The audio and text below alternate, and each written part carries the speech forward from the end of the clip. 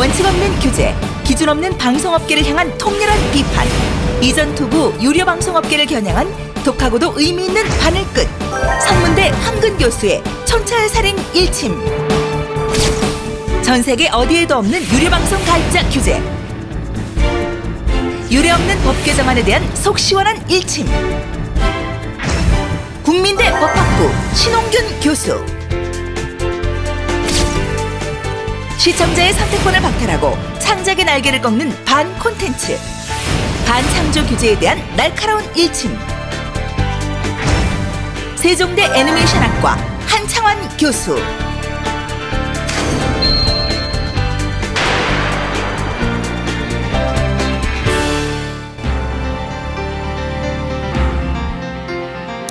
얽히고 설켜 있는 대한민국 방송, 원칙과 정의가 서는 그날까지 독한 바늘끝 황근의 일침, 오늘 시작합니다.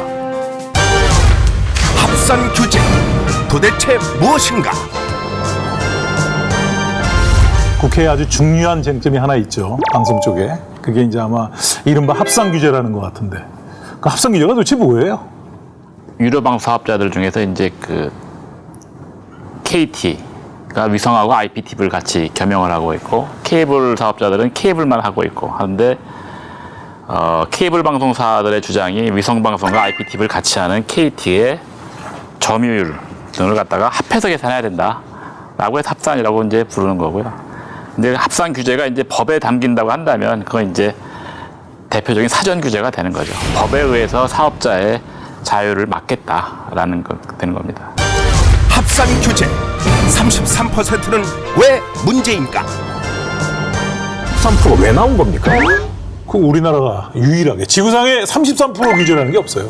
이게 그냥 3분의 1이라는 규제를 저도 쭉 보니까 이게 왜 3분의 1? 한국 사람들이 원래 3세판 아니에요. 3세판. 그래서 항상 한국 사람은 3명이 모이면 독점력이 형성되지 않는다고 보는 거예요. 왜냐하면 2명이 반대하니까. 지금 포털 사이트 네이버가 전체 한국 시장의 포털 사이트 75% 이상을 점유하고 있습니다. 네이버가. 자, 그렇다면 75% 같은 것도 문제가 된다. 해서 33% 규제를 한다. 그럼 뭐 어떤 일이 발생할까? 그때 학생들이 어떤 게 발생할까 잘 모르더라고요. 그래서 제가 그렇게 했어요. 아침 6시에 일어나서 포털을 켰어요. 네이버 들어가려고 하는데 갑자기 경고 문구 뜨는 거예요. 전 국민의 33%가 이미 접속하고 계시기 때문에 당신은 접속할 권리가 없습니다. 이거랑 똑같은 얘기 아니야, 얘기가. 내가 네이버에 그래서 네이버 규제 못하잖아. 그래서 못하는 거거든요. 합산 규제 케이블 TV는 왜 주장하는가? 합산 규제한다. 3분의 1의 유료 방송 중에 3분의 1을 제한한다. 만에 하나 그 스카이라이프가 IPTV가 결합된 그 전체 비율이 너무 사업을 못해서 10%도 안 되는 비율을 갖고 있다. 그럼 이런 법이 나왔을까요? 그러니까 이번에도 이게 뭐 여러 가지 무슨 정책적 합리성이나 뭐 어떤 그런 것도 있지만 사실은 사업자 간 싸움이에요.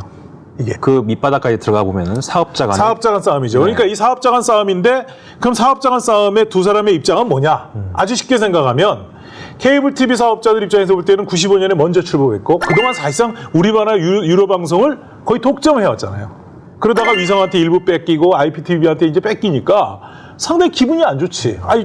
나라도 그럴 거야 아마. 그러면은 그러니까 이 사업자들이 자꾸 성장하고 또 여러 가지 해오는 것은. 왜냐하면 이렇게 성장해와가지고 경제사업자가 생긴다는 얘기는 사실 안 된 얘기지만 자기가 서비스를 더 잘해야 되고 컨텐츠도 개발해야 되고 기술도 개발해야 되고 뭔가 좋은 걸, 상품을 좋은 걸 개발해야 되는데 그러려면 돈이 들어가잖아요. 그러니까 그동안 어떻게 보면 독점 사업자의 편의를 누려왔는데 그렇게 못하게 되니까 이런 제한을 하게 되는 거죠. 우리가 흔히 말 헌법보다 더 어렵다는 방송법이 만들어진 이유가 저 개인적으로는 그렇게 이해하고 있는데 케이블 업계에서 시작된 거 개념이 이게 자기 방송 권역을 방송 개념으로 보는 게 부동산 개념으로 이해하고 있는 것 같아요.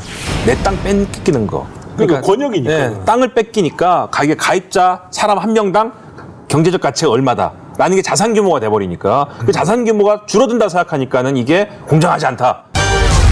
합산 규제 최대 피해자는 시청자이다.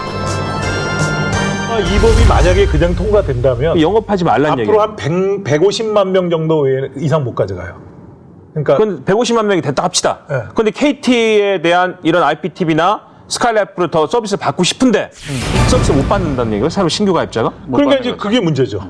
그러니까 내가 내 친구한테 야, 너 그 스카이라이프에 보니까 그 VOD 사업 괜찮은 거 많더라. 한번 너 가입해서 들어봐라. 근데 걔는 신청해도 못 합니다. 그러니까 못 하게 돼 있죠. 그러니까 이게 그러니까 흔히 얘기하는 시장 점유율 규제라는 게 그러니까 예. 전 세계에 없는 거예요. 넌센스고 있어요. 예. 그나마 여기는 아직 도달 안 했으니까 모르겠는데 만약에 이게 넘쳤다고 가정을 해봐요. 그럼 어떻게 해요? 내놔야 돼? 동일 서비스, 동일 규제. 논리적 함정은 무엇인가? 지금 이 합산 규제라는 거를 내걸면서 가장 많이 그 슬로건을 거는 게 동일 서비스, 동일 규제. 이거 지금 제일 많이 나오는 얘기예요. 그런데 실제 그동안 이름은 위성방송, 케이블 TV, IPTV 다 구별해 나왔잖아요, 우리 법이. 근데 그 구별해 왔던 걸 지금 와서 동일 서비스다. 그렇기 때문에 같이 규제를 하자. 그거 맞는 얘기예요? 동일 서비스, 동일 규제라는 게 그 공정한 경쟁, 소비자를 위한 경쟁을 할 때 동일 서비스, 동일 규제하고 국민들에게 또는 국회의원들에게 정서적으로 호소할 수 있는 표현으로 해서 동일 서비스, 동일 규제는 우리가 달리 봐야 되는 거죠. 그러니까 이제 말씀하신 것처럼 위성방송, 케이블, IPTV는 이제 그동안은 우리가 매체간 균형 발전이라고 그래가지고 분명히 서로 다른 거를 취급해왔고 우리 법제도도 그걸 서로 다른 거로 하면서 세 매체가 골고루 성장해서 경쟁할 수 있도록 만들어 놓은 것이고 거기에다가 지금 그 어떻게 보면 갑자기 이제 그 정서적으로 호소할 수 있는 전국 시장에서의 3분의 1 규제다라고 하는 거는 결국 이제 정서하고 논리 간에 우리가 좀 구별을 해서 봐야 된다. 예, 그러면 합산 규제 자체가 안 맞는 거예요. 왜냐하면 지역 채널이라는 게 케이블 TV만 있잖아요, 지금. 그렇죠. 아니 뭐 IPTV나 위성방송 지역 채널 있나요, 없잖아요. 없어요. 그러니까, 지역 보도를 할 수가 없다니까. 그러니까 어떤 면에서 보게 되면 그 케이블이 이제 그 처음에 이제 그 사업권 프랜차이즈 같은 허가를 받을 때 프랜차이즈를 받은 것에 대한 마치 의무인 것처럼 대가로서 지역 보도 채널을 하라고 했는데 그 지역 보도 채널이 사실상 영향력으로 바뀐 게 현실이고 지역 독점이 된 게 굉장히 세요. 지역 독점이 된 거죠. 근데 문제는 뭐냐면 지금 이 시점에 2013년 이 시점에 유료 방송이라는 거를 그 세 가지 분야로만 국한시킬 것이냐라는 게 저 개인적인 고민이에요, 사실은요. 근데 유료 방송 맞아요? 그 세 개밖에 없어요, 지금? 그거 아니잖아요. 그 유료 방송이라고 이제 그 이제 언론이나 이제 학자분들이 이제 많이 말씀을 하시는데 아니 법률 용어 같더라고요. 요즘 보면 유료 방송 뭐 이래 돼 있는 거 봐서는. 그게 법률 용어가 된 이유가 방송법에서 다른 방송을 그 아직 처리 못 하고 있으니까 이제 법률 용어처럼 된 건데 소비자들이 태블릿 컴퓨터 가지고 네. 어떠한 정도든지 지불을 하고서 보는 콘텐츠가 있죠. 다 유료 방송. VOD 사업은 다 유료 방송. 유료 방송이 되는 거죠.